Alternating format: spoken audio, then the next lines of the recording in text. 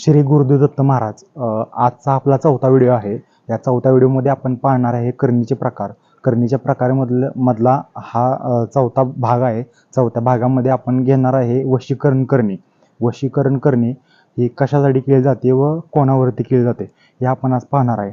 यामध्ये वशीकरण हे व्यवसायात वापरणारे एक मोठं हत्यार म्हणलं जातं। हत्यार म्हणजे त्याच्यापासून व्यवसाय हा मोठा केला जातो। त्याचबरोबर प्रेम संबंध, नातेसंबंध यामध्येही वशीकरणाचा उपयोग केला जातो। एखादी व्यक्ती जर तुमचं ऐकत नसेल किंवा ती इतर लोकांचं जर ऐकत असेल आणि त्याचा तोटा जर तुम्हाला होत असेल तर त्यामध्ये वशीकरण हे केलं जातं। वशीकरण तंत्र हे सामान्यतः आपल्या भागात केलं जात नाही।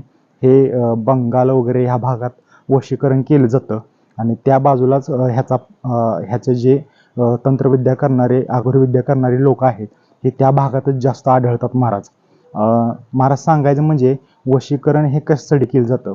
वशीकरण हे जास्त करून स्त्रियांसाठी केलं जातं। त्यामध्ये एखाद्या स्त्रीला वश करून तिच्याकडून प्रॉपर्टी घेणे किंवा नातेसंबंध वाढवणे यासाठी वशीकरण वापरलं जातं। महाराज आता वशीकरणाचे तोटे आणि वशीकरण किती दिवस टिकतं। वशीकरणाचे तोटे हे लवकर समजत नाहीत महाराज। वशीकरण हे केल्यानंतर त्या स्त्रीला किंवा इतर लोकांना किंवा व्यवसायात असणारे लोक जे आहेत त्यांना पण ह्या गोष्टी लवकर समजत नाहीत। साधारणतः त्याचा कालखंड हा 10 वर्षापर्यंत पण असू शकतो किंवा ते आयुष्यभरासाठी पण असू शकतो। वशीकरणाचा हा एक मोठा तोटा आहे। बरं, वशीकरण कमी करण्याचा उपाय काय आहे का महाराज? तर वशीकरण कमी करण्याचा उपाय काहीच नाही महाराज।